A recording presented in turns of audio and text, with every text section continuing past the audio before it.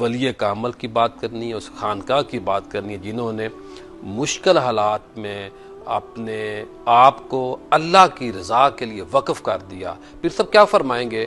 مشکلات تو ہوتی ہوں گی، مخالفین بھی کھڑے ہو جاتے ہیں، تو اس پہ کیا فرمائیں گے آپ نے جو ابتدائی طور پہ ایک جملہ ارشاد فرمایا، میرے ذہن میں ایک حدیث پاک آ رہی تھی کہ ہم ذکر اولیاء کے لیے یہاں جو ہیں اس پروگرام میں اکٹھے ہوئے ہیں۔ بے شک آقا علیہ الصلوۃ والسلام کا فرمان ذیشان ہے، امام سیوطی نے اس کو نقل کیا ہے کہ حضور علیہ الصلوۃ والسلام نے ارشاد فرمایا، حضرت مجاہد سے روایت ہے جی، کہ ذکر الانبیاء عبادت و ذکر الصالحین کفارت۔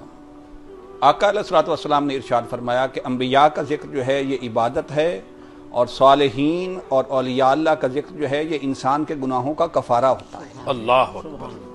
اب ذرا اس طرف چلتے ہیں۔ پیر صاحب قبلہ، حالات جیسے بھی ہوں، اہل اللہ جو ہیں ان کا اپنا ایک طریقہ ہوتا ہے، مخلوق خدا کو اپنی طرف جو ہے وہ کس طرح کیچ کرتے ہیں، کس طرح بلاتے ہیں۔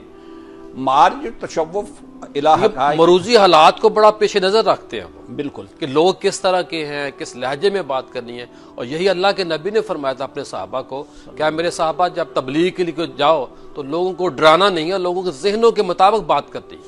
تو میں عرض کر رہا تھا کہ مارج تشوف الہ حقائق کی تصوف ایک کتاب ہے، جس میں قول نقل ہے کہ صوفی کہتے کسے ہیں۔ جی، وہ فرماتے ہیں کہ صوفی جو ہوتا ہے وہ کیا ہوتا ہے؟ فرماتے ہیں کل ارض یاتعہ البر والفاجر، صوفی ایک ایسی زمین ہوتا ہے جسے گناہگار اور نیکوکار برابر رونتے ہیں، وہ کسی کو منع نہیں کرتا۔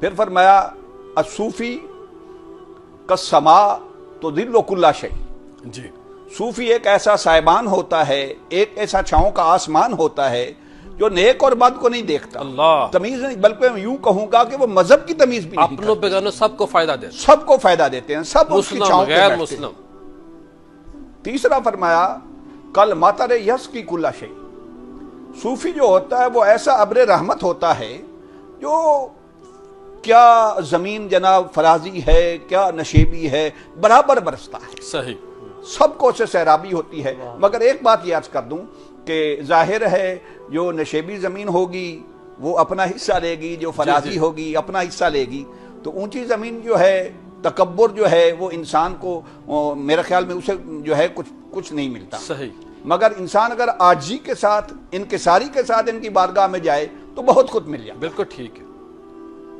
ہم بیسیکلی تو ایک جو ہے زمیندار فیملی سے تھے، کچھ حالات نگاہ ولی میں وہ تاثیر دیکھی، بدلتی ہزاروں کی تقدیر دیکھی۔ واہ واہ پیر صاحب، واہ، ماشاءاللہ، واہ قبلہ واہ۔